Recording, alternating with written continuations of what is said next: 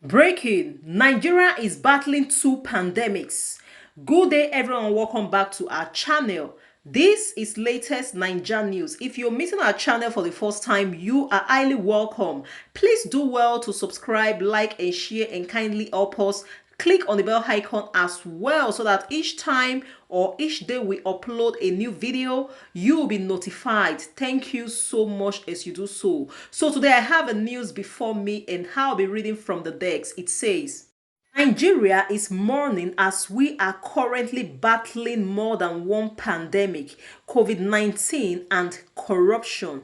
A recent collapsed 21-story building in Ikoyi, a luxurious neighborhood in the city of Lagos, took away 36 lives, and within an estimate of more than 100 still trapped. These people survived the COVID-19 pandemic, yet the corruption that allowed an unapproved building stands killed them, including the owner. The uncompleted structure was sealed off in June because it failed to meet structural specification needed for it. Yet months later, someone approved resumption of work on it without things being set right. Unfortunately, this corruption is not only limited to the building control agencies in Nigeria, it's everywhere, including our healthcare system. Our healthcare system has been collapsing for years now, and we are slow at acting. A few months ago, I wrote about my dad's ordeal in a bid to secure a bed in a hospital, which almost cost his life. We were told there was no space, yet we watched others willingly to pay a sum to get a bed faster than those who could not. Someone is definitely being paid to look away. Likewise, when the pandemic started, Nigeria received aid and protective gear which never reached any rural healthcare professionals, risking their lives at the front line. Even the medical teaching system is not left behind these days. Favorism and nepotism in access to medical education have now become common, where family is chosen over passion, talent, and skills. Furthermore, as a recent medical graduate, you are almost stuck between never finding a place and paying your own throughout. Sometimes you find doctors who were at the top of their class struggling for 2 years just to get a place for an internship. Sometimes Nigeria is about who you know or what you are willing to pay, and this is killing us.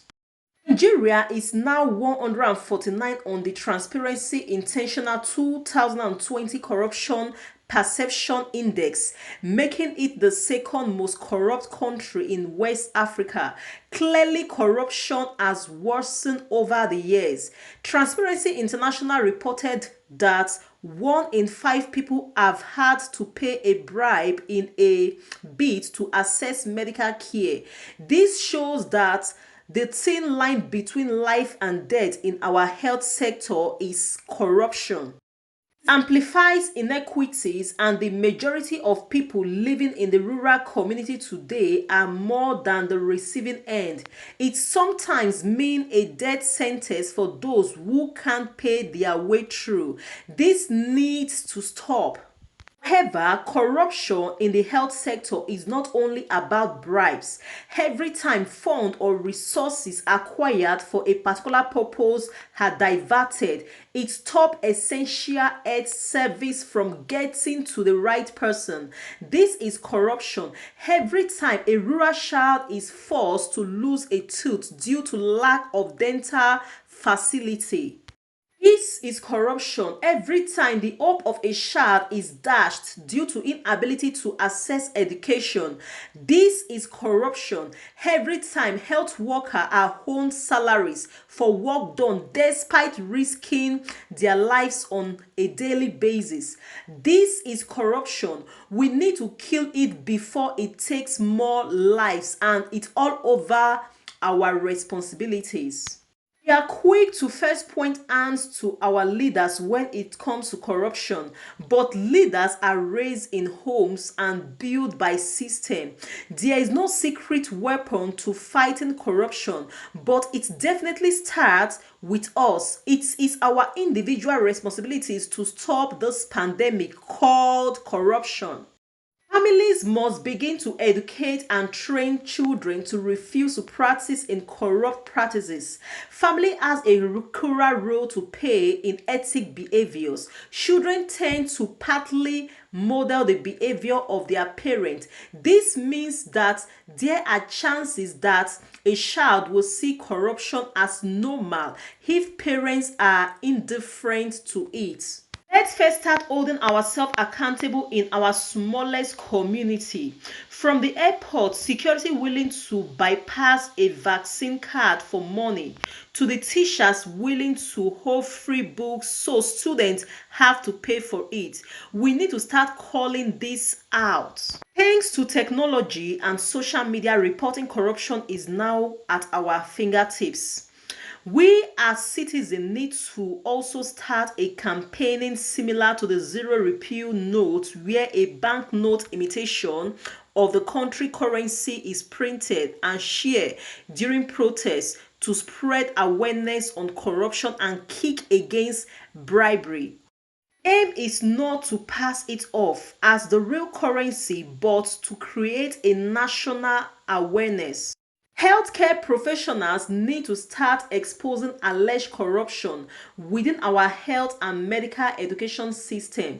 Let's call ourselves out to do what is right. Starting from our consulting rooms, corruption has a negative effect on our health sector and the country at large. It's creating a huge barrier for vulnerable and undeserved communities to access healthcare. We owe it to ourselves to protect ourselves and generation to come from collapsed building and system before it is too late. So guys, that is the news for today. How I wish a lot of Nigerians would just pay attention on this article I just read. For real, it will help us go a long way, because the bitter truth is that some of us, we are the problem of that country. We are our own problem and it's not helping us. It's killing us gradually. Anyway, guys, that is the news for today. Please leave your thoughts on the comment section. Let me know what you think about this news, and please do well to like, share, subscribe if you haven't, and click on the bell so that each time we upload a new video, you'll be notified. Thank you so much, and I will see you again in my next one. Bye bye.